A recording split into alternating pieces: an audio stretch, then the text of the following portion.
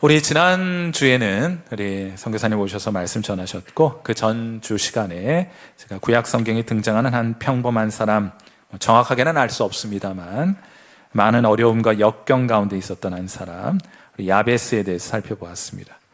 그는 비록 불우한 환경 가운데 태어나 자랐지만 오히려 세상적으로 의지할 것이 하나도 없었기 때문에 오히려 하나님을 바라보았습니다. 하나님만 바라보았습니다. 자, 그래서 그는 기도했죠. 하나님 제게 복을 주시옵소서, 제 지경을 넓혀 주시옵소서 하고 기도하게 됩니다. 오늘은 이 야베스의 기도를 우리가 조금 더 살펴보도록 할 것인데, 오늘 설교의 첫 번째 요점은 이것입니다. 하나님은 우리를 넓혀 주실 거예요. 역대상 4장 9절 말씀 다시 한번 보시면, 야베스는 그의 형제보다 귀중한 자라 그의 어머니가 이름하여 이르되 야베스라 하였으니 이는 내가 수고로이 낳았다 함이었더라 하였습니다. 우리 전 시간에 살펴보았던 것처럼 야베스는 그렇지 않았더라면 전혀 우리에게 알려지지 않았을 아주 평범한 사람이었습니다. 아니, 그냥 평범한 정도가 아니라 어쩌면 매우 불우한 환경 속에서 태어난 사람이었어요. 오죽했으면 그를 낳았을 때 그의 어머니가 아들의 이름을 슬픔, 근심, 걱정, 이런 뜻의 이름을 갖는 야베스라고 지었겠습니까? 자, 그런데 참 재미있게도요, 참 감사하게도 하나님은 우리가 할 수 없는 것 가지고 우리를 판단하지 않으십니다. 우리가 할 수 없는 것, 우리가 선택하지 않은 것 가지고 우리를 판단하거나 우리를 평가하는 분이 아니세요. 이것이 얼마나 제겐 감사한 일인지 모릅니다. 저는요, 하나님께서 다윗을 왕으로 선택하실 때의 장면이 참 인상적이었고, 이 말씀을 깨달은 다음부터 제 마음속에 진짜 깊은 영혼의 자유함을 경험하게 되었습니다. 하나님께서 사울 왕을 폐위하시고 대신하여 이스라엘의 왕을 선택하기 위해서 사무엘이라는 선지자를 이새의 집으로 보내셨을 때의 일이었습니다. 사무엘이 이새의 아들들을 소집했습니다. 모두 7명의 아들이 모이게 되었는데, 이새의 첫 번째 아들을 보자마자 사무엘은 속으로 이렇게 생각했어요. 사무엘상 16장 6절 말씀입니다. 자, 그들이 오매, 이새의 아들 7명의 아들이 오매 사무엘이 엘리압, 첫째 아들 엘리압을 보고 마음에 이르기를 여호와의 기름 부으실 자가 과연 주님 앞에 있도다 하고 속으로 생각하게 됩니다. 이때 하나님께서 사무엘에게 생각으로 말씀을 걸어오셨어요. 사무엘상 16장 7절 말씀은 우리 온 교회가 함께 읽도록 하겠습니다. 같이 읽습니다. 시작. 그의 용모와 키를 보지 말라. 내가 이미 그를 버렸노라. 내가 보는 것은 사람과 같지 아니하니 사람은 외모를 보거니와 나 여호와는 중심을 보느니라 하고 사무엘에게 말씀해 주셨어요. 여러분, 외모는요, 여러분이 선택한 것 아닙니다. 우리가 선택할 수 있었더라면 이런 외모를 선택했겠습니까? 그건 우리에게 그냥 주어진 거예요. 그러므로 하나님은 이런 것 가지고 여러분을 판단하지 않습니다. 여러분을 평가하지 않습니다. 미국 사람들이 가장 존경하는 대통령 가운데 한 사람은 아브라함 링컨인데, 그는 외모 때문에 구설수가 많았던 사람이었습니다. 한 번은 그가 이런 말을, 연설 가운데 이런 말을 했어요. 평상시 저는 잘생기지 못한 저의 얼굴 때문에 고민이 많았습니다. 그런데 어느 날 이런 생각을 했습니다. 에이, 이왕 미남은 글렀으니 차라리 이 세상에서 가장 못생긴 얼굴이 되자. 그러던 어느 날 한 친구를 오랜만에 길에서 만났습니다. 그런데 이 친구가 저보다 더 못생겼지 뭡니까? 저는 이 세상에서 두 번째로 못생긴 얼굴이 된다는 것을 참을 수가 없어서 총을 꺼내 그 친구를 쏘려 했습니다. 그러자 친구가 깜짝 놀라 말했습니다. 링컨, 오랜만에 만나서 너 왜 이래? 야, 몰라서 물어? 난 네가 나보다 더 못생겼다는 사실을 도저히 참을 수가 없단 말이야. 내가 이 세상에서 제일 못생긴 얼굴을 가진 사람이 되기 위해서는 미안하지만 넌 사라져줘야겠어 라고 말했습니다. 그러자 그 친구가 체념한 얼굴로 대답했습니다. 그래, 어서 쏴. 너보다 못생긴 얼굴로 사느니 차라리 죽는 게 나아. 여러분, 링컨의 외모가 이 정도였어요. 그래서 저 못생긴 얼굴 좀 가리는 게 대통령 선거에 유리하겠다 싶어서 어느 여학생이 편지를 썼습니다. 이 턱수염 좀 길러보라고. 그래서 수염을 기르게 되었다는 이야기가 있어요. 나중에 대통령이 된 링컨이 이렇게 말했습니다. 내가 대통령이 되리라고 아무도 예측하지 못했을 것입니다. 나 같은 무명의, 아니 유명해져야 할 이유가 하나도 없는 이 평범한 사람에게 역대 대통령들 중에 누구도 맡지 않았던 무거운 짐을 맡겨주셨습니다 하고 연설하게 되었어요. 참 저는 이 말을 다시 한번 상기하는데, 여러분 이게 야베스와 좀 많이 닮지 않았습니까? 그에게 맡겨진 역사적 사명이란 남북 전쟁의 국가적 분열 속에 나라를 통합하고 노예 제도를 폐지하며 민주주의를 수호해야 할 역사적 사명과 책임이 그에게 주어졌던 것이에요. 저는 링컨도 야베스를 똑 닮았다고 생각합니다. 사랑하는 성도 여러분, 사람들은 외모를 봅니다. 외모를 가지고 여러분 평가해요. 어떤 학교를 나왔느냐, 또 어떤 배경을 가졌느냐, 또 어떤 재능이 있느냐, 외모는 어떠한가, 이런 것 가지고 그 사람이 가져야 될 영향력의 지경을 결정합니다. 그러나 참 감사하게도 하나님은 달라요. 하나님은 외모가 아니라 뭘 보세요? 여러분 마음의 중심을 보십니다. 이런 관점에서 하나님은 오늘 이 아침에 저와 여러분에게 두 가지 질문을 던진다고 생각해요. 외모, 하나님 신경 쓰지도 않습니다. 여러분이 어떤 배경을 가지고 있는가, 하나님에게는 하나도 중요하지 않아요. 다만 이 질문에 대한 여러분의 답변을 궁금해 하십니다. 첫 번째 질문은, 너는 과연 어떠한 경우에도 나를 신뢰할 수 있겠느냐? 어떠한 경우에도. 여러분이 상황이 여러분이 바라고 원하는 대로 되든 그렇지 않든 그것과 관계없이 너는 어떠한 경우에도 나를 신뢰할 수 있겠느냐? 이게 첫 번째 질문이고, 두 번째 질문은 또한 아무런 불평 없이 더 많은 책임을 질 수 있겠느냐? 하나님은 불평 많은 사람, 원망 많이 하는 사람 별로 좋아하지 않으세요. 아무 불평 없이 더 많은 책임을 질 수 있겠느냐?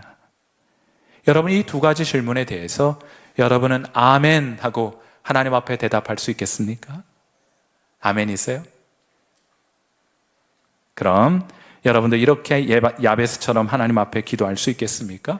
저를 따라서 한번 해보세요. 하나님, 제게 복을 주옵소서. 저의 지경을 넓혀 주옵소서. 여러분 이것이 정말 여러분 마음의 중심에 진정한 하나님을 향한 고백이라고 하면, 그렇다면 하나님은 이제부터 여러분을 훈련시켜 가실 거예요. 여러분을 연단시켜 여러분의 삶의 지경을, 여러분의 영향력의 지경을 넓혀 가시게 될 것입니다.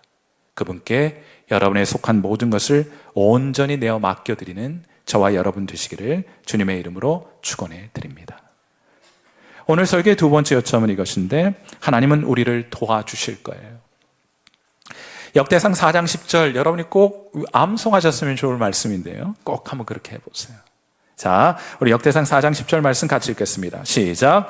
야베스가 이스라엘 하나님께 아뢰어 이르되, 주께서 내게 복을 주시려거든 나의 지역을 넓히시고 주의 손으로 나를 도우사 나로 환난을 벗어나 내게 근심이 없게 하옵소서 하였더니 하나님이 그가 구하는 것을 허락하셨더라. 저는 이 마지막 구절이 너무 감동이 돼요. 하나님이 그가 구하는 것을 허락하셨더라.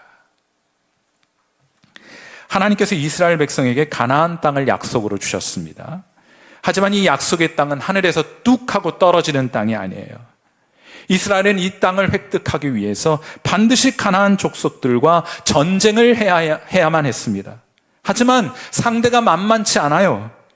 아니 그들과 비교해 볼 때 이스라엘 백성은 한낱 오합지졸에 지나지 않았습니다. 민수기 13장 32절과 33절에 이런 보고의 내용이 있어요. 이스라엘 자손 앞에서 그 정탐한 땅을 악평하여 이르되 우리가 두루 다니며 정탐한 땅은 그 거주민을 삼키는 땅이요 거기서 본 모든 백성은 신장이 장대한 자들이며 거기서 네피림 후손인 아낙 자손의 거인들을 보았나니 우리는 스스로 보기에도 메뚜기 같으니 그들이 보기에도 그와 같았을 것이니라 했어요. 하나님이 우리에게 약속의 땅을 주셨다 할지라도 우리는 싸워서 그 땅을 쟁취해야 합니다. 하지만 우리는 너무나 잘 알고 있어요. 우리에게는 그런 능력이 없다는 사실을 잘 알고 있습니다. 이것이 우리의 딜레마입니다. 여기에 우리의 딜레마가 있어요. 그럼 어떻게 해야 되느냐? 하나님 약속의 땅을 주셨는데 그냥 땅에서 솟거나 하늘에서 뚝 하고 떨어지는 것이 아니라 전쟁에서 싸워 얻으라는 겁니다. 그런데 우리의 능력으로는 그건 언감생심 도전해 볼 만한 일도 못 되는 거예요. 할 수 없습니다. 우리는 그렇게 할 수 없다고 고백해요. 여러분, 이 딜레마를 푸는 열쇠가 무엇입니까? 그것이 바로 하나님의 도우심이라는 열쇠입니다. 하나님의 도우심을 의지할 때 비록 우리의 능력으로는 할 수 없겠지만은 하나님이 도와주시면 능히 나아가 그 땅을 쟁취할 수 있게 되는 것이에요. 한 목사님이 중요한 프로젝트를 맡게 되었는데 그로 인한 기쁨이 있었습니다. 여러분, 어떤 중요한 일이 맡겨지면 기쁘잖아요. 그런데 그 기쁨도 잠시뿐이었습니다. 왜냐하면 즉각적으로 이 일을 하기에 자기는 적당한 사람이 아니라는 것을 알게 되었기 때문이에요. 혼란스럽고 마음에 고민이 되어서 평소 신뢰할 만한 분을 찾아가서 조언을 구하게 됩니다. 그가 찾아간 분은 80세 노인이었는데 일평생 성경을 가르치며 수천 명의 사람들에게 영적인 멘토의 역할을 해오셨던 분이에요. 아무튼 조언을 구하는 이 목사님에게 이 노인분이 따뜻한 목소리로 대답해 주었습니다. 잘 들어보세요. 여보게, 자네가 지금 가지고 있는 그런 느낌을, 중요한 일은 맡았는데 내가 그것을 할 수 없어서 느끼게 되는 그 느낌을 우리는 의뢰라고 부른다네. 무슨 말인가 하면 그런 느낌을 가지고 있다는 것이 자네가 지금 주님과 동행하고 있다는 증거라네. 자네가 하나님의 도우심을 의지하지 않아도 된다고 느끼는 순간이야말로 자네가 믿음으로 사는 삶을 저버리는 순간이 되는 것이라네 하고 말해 주었어요. 여러분, 어떤 일을 할 때 기도 안 하고 하는 일들이 있죠? 여러분, 할 수 있다고 생각하기 때문에 그렇게 하고 있는 것입니다. 그러나 기도하지 않으면, 하나님의 도우심을 구하지 않으면 이 일을 통해서 어떤 일도 이루어질 수 없다는 사실을 알게 될 때 우리는 하나님의 도우심을 구하는 기도하게 될 것입니다. 다시 한번 그런 관점에서 역대상 4장 10절 말씀을 보세요. 또 한번 같이 읽습니다. 시작. 야베스가 이스라엘 하나님께 아뢰어 이르되 주께서 내게 복을 주시려거든 나의 지역을 넓히시고 주의 손으로 나를 도우사 나로 환난을 벗어나 내게 근심이 없게 하옵소서 하였더니 하나님이 그가 구하는 것을 허락하셨더라. 아멘. 우리는 하나님께 더 넓은 지경을 구하면서도 동시에 우리 자신의 한계를 보고 위축되곤 합니다. 내가 정말 그것을 할 수 있을까? 내가 더 나은 아내와 내가 더 나은 남편이 될 수 있을까? 내 사랑하는 자녀들에게 내가 더 좋은 엄마와 더 좋은 아빠가 될 수 있을까? 내가 섬기는 목원들에게 더 좋은 목자, 더 나은 목자가 될 수 있을까? 내가 주님의 나라와 영광을 위해 더 큰 사업을 시도해 보아도 괜찮은 것일까? 여러분, 이런 마음을 가지는 것, 이런 느낌을 가지는 것은 어찌 보면 자연스럽고 당연한 감정일 줄 모릅니다. 왜냐하면 우리는 하나님께 우리 크기, 우리 사이즈에 맞는 크기의 일을 구하는 것이 아니라 하나님의 크기의 일을 구하고 있기 때문이에요. 그럼 하나님 크기의 일을 우리가 어떻게 감당할 수 있겠습니까? 그렇기 때문에 하나님의 도우심을 절대적으로 의뢰하고 의지할 수밖에 없는 것이 아니겠어요? 사랑하는 성도 여러분, 하나님이 도와주실 겁니다. 그러니 걱정 말고 기도하면서 하나님의 도우심을 의뢰하면서 한번 도전해 보시기를 바랍니다. 한번 모험해 보시기를 바랍니다. 여러분이 아무 일도 하지 않으면 아무 일도 일어나지 않아요. 그러나 하나님을 의지하고 도전하면 하나님께서 이루시는 기적의 역사를 보게 될 것입니다. 그것이 우리가 하나님을 향해 가지고 있는 믿음이에요. 하나님께서는 2015년에 제게 말씀으로 이 세상을 한번 도전해 보려는 마음을 제게 허락해 주셨어요. 기도 가운데 말씀으로 한번 도전해 보자, 이런 마음을 주셨어요. 전도가 잘 안 된다는 울산에 복음의 씨앗을 뿌려보자고 마음 먹은 것입니다. 제가 울산에 처음 부임해서 왔을 때 복음화율이 8%, 그런데 8% 되지 않는 것 같고 5%. 코로나 지나고 지금 울산 지역의 복음화율은 5%에서부터 3%밖에 되지 않아요. 다들 예수 믿지 않는 그 도시에 가서 어떻게 사역하려냐고 말했습니다. 그러나 5%가 복음화율이면 95%는 복음을 들을 수 있는 사람들이 아니겠어요? 한번 도전해보자 마음 먹었습니다. 무슨 용기가 있어서 그랬는지 한 사람 한 사람 만나 전도지 2만 장을 나누자고 생각했습니다. 2만 장이면 일주일이 52주이니까 일주일에 어림잡아도 385명을 만나야 하는 것이에요.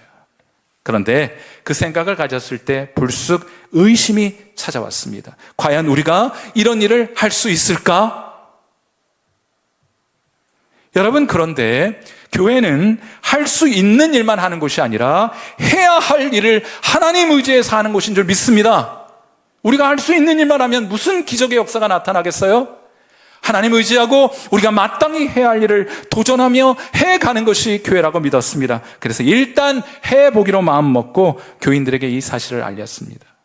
먼저 교회에 전폭적인 재정 지원이 있었습니다. 그 전년도 2014년도 당시 복음 전도를 위한 예산이 50만 원 책정되어 있었는데 전도 예산을 360만 원으로 올렸고 나중에는 이도 모자라 100만 원을 더 증액해야 했는데 그때마다 운영위원들께서 흔쾌히 뜻을 같이 해주셨습니다. 목요 전도팀과 각 기관에서 많이 수고해 주셨어요. 사실 목요 전도 모임을 시작할 때 저 걱정이 많았습니다. 이번 주부터 목요 전도합니다. 우리 노방에 나아가서 95%에 해당하는 사람들에게 복음 증거하는 일 하나님 우리에게 맡겨주셨습니다 라는 생각 가졌을 때 걱정 많았습니다. 함께할 교인들이 있을까? 누가 나올까? 이 일을 지속해 갈 수 있을까? 그러나 제 예상을 깨고 교인들이 매주 목요일 비가 오나 바람이 부나 눈이 오나 인근 지역을 부지런히 발로 밟으면서 사람들을 만나 전도했어요. 맨 처음엔 5-6명 나와 모여 전도했습니다. 그리고 그해 연말 우리가 사용한 전도지가 얼마나 되나 제가 계산기를 가져다 놓고 계산해 보았는데 계산기 가져다 놓을 것도 없어요. 우리가 전도지 8,000장을 2번 주문했습니다. 몇 장이에요? 16,000장. 그것도 모자라 그 전년도에 구입해 놓은 전도지까지 다 사용했습니다. 대략 17,000장의 전도지를 사람들의 손에 전달했어요. 물론 전도지 받기를 거절한 사람들을 포함시킨다면 사실 우리는 2만 명을 훨씬 넘게 만났을 것입니다. 그리고 제가 교인들 안쓰러워서 뜨거운 여름, 추운 겨울 석 달간 방학을 했답니다. 그리고 그 시간 이후로 10년의 세월이 흘렀어요. 2015년에 시작했고 이제 2025년도를 맞지 않습니까? 정확하게 비슷하게 이 시점에 전도했거든요. 지난주 목요 전도를 마치고 식사를 하는데 우리 귀한 우리 성도분들 헌신해 주셔서 목요 전도 부원들을 위해서 식사를 마련해 주시는데요. 한 권사님이 제게 제 귀에 속삭이듯 말씀하셨습니다. 목사님, 우리 목요 전도팀 식사 테이블이 7개나 되었어요. 무슨 말이에요? 4명씩 앉으면 28명이 매주 함께 모여서 복음을 증거하고 함께 귀한 식사를 나누고 있다는 뜻이 아니겠습니까? 사랑하는 성도 여러분, 할 수 없다고, 할 수 없을 것 같다고 느끼는 것은 자연스러운 것이에요. 하지만 그렇다고 하지 않는 것은 하나님의 사람들에겐 결코 자연스러운 일이 아닙니다. 그러므로 하나님을 의지하고 한번 도전해 보세요. 하나님을 의지하고 한번 모험해 보세요. 하나님, 주께서 주신 복은 제가 감당하기에 너무 큽니다. 하지만 주님이 함께 하신다면 제가 한번 해보겠습니다. 아멘이십니까? 하나님께서 여러분이 그런 도전을 주실 거예요. 뒤로 물러서지 마시고 하나님께 주신 그 말씀, 약속을 붙들고 주님 의뢰하고 도전해 가시는 여러분 되시기를 주님의 이름으로 축원해 드립니다. 이스라엘 백성이 도전하지 않았다면 그들 앞에 놓여 있는 홍해의 물은 갈라지지 않았을 것이기 때문이에요. 이 기적의 역사가 하나님을 의지하고 도전하고 모험하는 저와 여러분에게 더 풍성히 경험되는 은혜 있게 되기를 이 아침 주님의 이름으로 축원해 드립니다. 오늘 설교의 마지막 요점은 하나님 우리 지켜주실 거예요. 다시 한번 역대상 4장 10절 설교자의 의도를 파악하셨습니까? 이 말씀을 여러분이 마음속에 새길 수 있게 되기를 바랍니다. 같이 한번 역대상 4장 10절 말씀 같이 읽습니다. 시작. 야베스가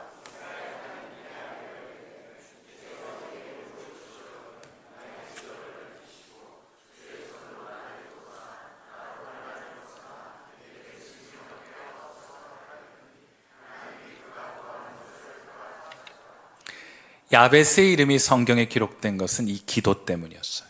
그는 이 성경책, 여러분 역대상 문맥을 읽어보시면 그의 이름이 여기 등장해야 될 이유가 하나도 없습니다. 다만 야베스는 이 기도를 하나님께 드렸기 때문에 성경에 기록될 수 있었어요. 자, 그런데 우리가 우리의 삶의 지경, 우리의 신앙의 지경, 우리의 영향력의 지경을 넓혀가고자 하면, 하나님을 의지하고 그 일을 하려고 하면은 이를 방해하는 사람이 있습니다. 방해하는 자가 있습니다. 그게 누구입니까? 사탄이에요, 사탄. 우리를 위축시켜 우리의 지경을 좁히려고 하는 자가 사탄입니다. 우리는 이 영적인 전쟁터의 한복판에 우리의 삶의 지경을 넓히느냐, 아니면 사탄에 의해 위축되어 삶의 지경이 좁아지느냐, 그 둘 중에 하나의 선택을 하며 살아가는 거예요. 하나님께서 아담에게 생육하고 번성하여 땅에 충만하라, 너의 지경을 넓혀가라 하는 명령을 아담에게 주셨는데, 아담은 사탄 때문에 에덴 동산에서 쫓겨나 다시는 그리로 들어갈 수 없게 되었습니다. 가장 복되고 아름다운 땅을 빼앗겨 버린 것이에요. 가나안에서도 마찬가지였습니다. 하나님을 의지하여 전쟁할 때는 그들이, 이스라엘 백성이 지경을 넓혀갈 수 있었지만은 자기의 힘을 의지하고 싸울 때는 패하여 그의 지경이 좁혀지게 되지 않았습니까? 한 학생이 기독교 교육학의 거장이라고 알려진, 여러분도 그 영향을 받고 있을 텐데요, 디모데 성경연구원 이런 게 다 그분의 영향력 아래서 만들어진 그런 교재들이고 그런 기관들이에요. 아무튼 하워드 핸드릭스에게 말했습니다. 제가 처음 이 학교에 왔을 때 유혹이 너무 많았습니다. 그런데 감사하게도 지금은 아무런 문제도 없답니다. 거의 유혹을 받지 않고 있거든요. 그러자 하워드 핸드릭스 교수가 매우 염려스러운 표정으로 대답했습니다. 그건 내가 들을 수 있는 가장 좋지 않은 이야기이군. 그건 자네가 더 이상 전투를 하고 있지 않다는 뜻이거든. 사랑하는 성도 여러분, 성도에게 있어서 이 세상은 일진일퇴를 거듭하는 영적인 전쟁터입니다. 지난주에 신앙 좋았던 사람이 오늘 신앙 좋다는 보장 없습니다. 어제 신앙이 좋지 않았던 사람이 오늘도 신앙이 좋지 않으리란 보장 없습니다. 여러분이 그 영적인 전쟁터, 오늘 직면하게 된 그 영적인 전쟁터에서 어떻게 선택하느냐에 따라서 얼마든지 여러분의 삶의 지경, 신앙의 지경은 넓어질 수 있는 것이고 또한 좁혀질 수도 있는 거예요. 자, 그렇다면 우리가 어떻게 승리하여 우리의 삶의 지경, 우리의 영향력의 지경, 우리의 신앙의 지경을 넓혀갈 수 있을 것입니까? 말씀드렸던 것처럼 우리의 힘으로는 안 돼요. 잘 되지 않습니다. 그러니 하나님의 도우심을 오늘도 구하고, 하나님의 도우심을 오늘도 기대하고, 하나님의 도우심을 오늘도 의지하게 될 때 여러분은 여러분의 전쟁터에서 승리할 수 있게 될 것이에요. 여러분은 오늘도 하나님의 도우심을 의지하고 계십니까? 미국 LA 지역에 예수님 잘 믿는 학원 원장님 집사님이 한 분 계셨어요. 한국인 집사님이 한 분 계셨는데, 이분이 어떻게 하다 보니 부동산을 매매할 일이 생겼습니다. 그런데 어떻게 하다 보니까 자기 학원 학생의 어머니가 부동산 전문가여서 그 어머니와 계약을 맺게 된 거예요. 자, 그런데 그는 계약하면서 무슨 계약 이야기만 합니까? 이런저런 삶의 이야기도 나누다가 그녀가 최근에 이혼을 했고 전 남편의 이름이 존이라는 이름을 가졌고 그도 자기와 똑같은 교회에 다닌다는 것을 알게 되었습니다. 자, 이제 계약을 며칠 앞두고 이 집사님이 주일 예배를 드리려고 교회에 가셨는데 목사님이 광고 시간에 주변 분들과 인사를 하라고 하더래요. 혹시나 해서 인사를 했는데, 인사를 하라고 말씀을 드렸는데 옆 사람이 자기의 이름을 소개하면서 이 집사님에게 인사를 건네오더래요. 내 이름은 존입니다. 안녕하세요. 혹시나 해서 누구의 아버지가 아니십니까? 라고 물었더니 그렇다는 거예요. 그리고 짧게 기도 제목을 나누는데 이분이 이렇게 말했습니다. 나는 이혼한 제 아내를 위해 지금도 기도하고 있습니다. 두 가지 기도의 제목을 가지고 기도하고 있는데, 한 가지는 제 전 아내가 예수 믿게 해달라는 것이고, 두 번째 기도의 제목은 제 아내가 사기 좀 그만 치게 해달라는 것입니다. 제 아내는 부동산 전문 사기꾼입니다. 여러분, 이 교회가 대형 교회예요. 주일날 예배만 해도 몇 부나 예배가 있습니다. 이 집사님은 평소와 다른 시간대에 드려진 예배에 그날따라 참석을 했어요. 보통은 앞자리에 잘 앉지 않는데 그날은 안내위원들이 이 집사님을 앞자리로 인도했습니다. 바로 부동산 사기꾼의 전 남편 옆자리에 말이에요. 대체로 하나님의 복은 이 앞쪽에 떨어지기 마련입니다. 게다가 이 교회 목사님은 평소 예배 시간에 교인들에게 인사시키고 하는 그런 분이 아니래요. 저처럼 막 괴롭히지 않아요. 저는 옆에 계신 분께 오늘 한번 인사 한번 해보시죠. 인사 한번 해보세요. 혹시 사기꾼 아닌지. 사랑하는 성도 여러분, 우연도 이런 우연들이 겹치게 됩니까? 이 모든 것들이 여러분 우연이었겠습니까? 사랑하는 성도 여러분, 하나님이 여러분 주변에서 오늘도 그리고 지금도 일하고 계십니다. 여러분에게도 이런 우연처럼 보이는 일들이 많이 일어나고 있는 거예요, 지금. 하나님의 귀한 도우심의 손길이 여러분을 붙들고 여러분을 보호하고 계신 겁니다. 여러분을 인도해 가고 계신 거예요. 우리가 다만 인식하고 있지 못할 뿐. 하나님의 귀한 도우심의 손길이 여러분과 오늘도 함께하고 있는 거예요. 여러분, 그러니 안심하세요. 하나님이 여러분과 함께 하십니다. 아멘이십니까? 하나님이 여러분을 도와주실 거예요. 우연처럼 보이는 하나님의 섭리의 손길을 여러분 맛보게 될 것입니다. 부디 오늘도 하나님의 도우심을 의뢰하고 의지하고 하나님을 의지하여 도전하시고, 그리하여 하나님이 기대하시는 것처럼 여러분의 삶과 여러분의 신앙과 여러분의 영향력의 지경을 넓혀가시는 일에 헌신하시는 귀한 여러분 되시기를 이 아침 주님의 이름으로 축원해 드립니다. 우리 함께 기도하겠습니다. 자, 우리 반주 들으시면서 함께 기도해요. 왕이신 나의 하나님, 주님의 영광을 위해 제게 더 많은 기회를 허락해 주옵소서. 주님을 위해 더 많은 일을 하게 해 주옵소서. 더 많은 책임을 지게 하옵소서. 제가 더 많은 사람들에게 선한 영향력을 미칠 수 있게 해 주옵소서. 이를 위해 도전하게 하옵소서. 모험하게 하옵소서. 주께서 도와주옵소서. 마침내 우리가 차지해야 할 고지를 차지하게 하옵소서. 하나님, 우리를 지켜 주옵소서. 우리를 환난에서 건져 근심이 없게 하옵소서. 주님 안에 안전히 거하게 하옵소서. 오늘 여러분, 주님 한 분만 바라보고 그분의 품에 안전하게 안기게 되는 그런 귀한 은혜로 여러분 함께 하시길 바랍니다. 기도하는 시간 갖도록 할게요. 함께 기도하겠습니다.